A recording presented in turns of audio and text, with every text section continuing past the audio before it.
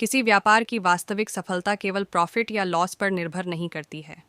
Business model में scalability और रिप्लिकेबिलिटी का गुण उत्तरोत्तर वृद्धि के लिए आवश्यक है।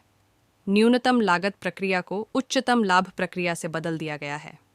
मुनीम वाले लेखपाल खाता बही में विकास की दर का आकलन करेंगे, परंतु उद्यमी को मुद्रास्फीति दर व महंगाई भत्ता को समायोजित करने के पश्चात ही विकास दर में हो रही वृद्धि का आकलन करना आवश्यक है। स्पष्ट अवधारणा परिकल्पना शिक्षा हेतु दिशा सूचक है एवं व्यवहारिक व्यापारिक सिद्धांत उद्यमिता हेतु दिशा सूचक है। हमें किसी भी चीज़ की कीमत के साथ उसके मूल लागत और प्रभावशील मूल्य को स्पष्ट रूप से समझना होगा। इसके लिए उनके गुणधर्म प्रॉपर्टीज़ एवं अनुप्रयोग एप्लीकेशन के बारे में पर्याप्त व सही ज्ञान की आवश्यकता होगी। तभी हम उपलब्ध संसाधनों के सार्थक प्रयोग द्वारा अपने ऊधमशीलता को गति प्रदान कर सकते हैं, जिसके लिए पर्यवेक्षक व परिकल्पना करने की क्षमता के साथ वैचारिक स्पष्टता आवश्यक है। किसी चीज़ का वास्तविक लागत उसके दाम से अधिक हो सकता है और यह भी हो सकता है कि कम कीमत पर मिलने वाली चीज़ का मूल्य उससे कहीं अधिक हो, बेशर्ते उसका उपयोग सही समय पर सही प्रकार से हो। किताब की लागत उसे पर अंकित कीमत से कहीं अधिक होता है, और यदि उसे किताब के ज्ञान का उपयोग कर लिया गया हो तो उसका मूल्य कहीं और अधिक हो जाएगा।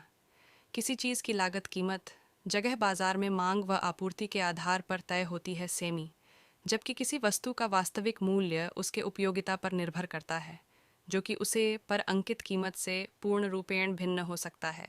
मणि जितना मिल जाए उतना कम, ना मिले उतना बहुत। आप एक दिन की बजाय दिन भी दिनों में उस्ताद या गुरु बन सकते हैं। विश्व में कहीं भी जिसकी मुद्रा होगी उसी का शासन होगा।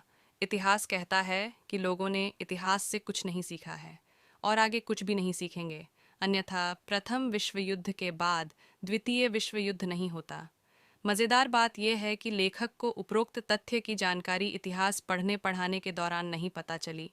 समय घटना नीति शब्दावली स्थान से बने इतिहास सारणी का परिणाम कुछ तो विशिष्ट होगा। मैं क्या कर सकता हूँ? हम लोगों को केवल अपने अनुभव का अंश बता सकते हैं। हम चाहे जितना पढ़ लें या कमा लें, वह जीवन पर्यंत पर्याप्त नहीं होगा। In life there is only two types of happening. Are we prepared for scheduled or unexpected? जीवन में केवल दो तरह की चीजें होती है। क्या हम नियत अथवा आकस्मिक घटनाक्रम के लिए तैयार हैं? Thanks for being with us. Please share to spread energy.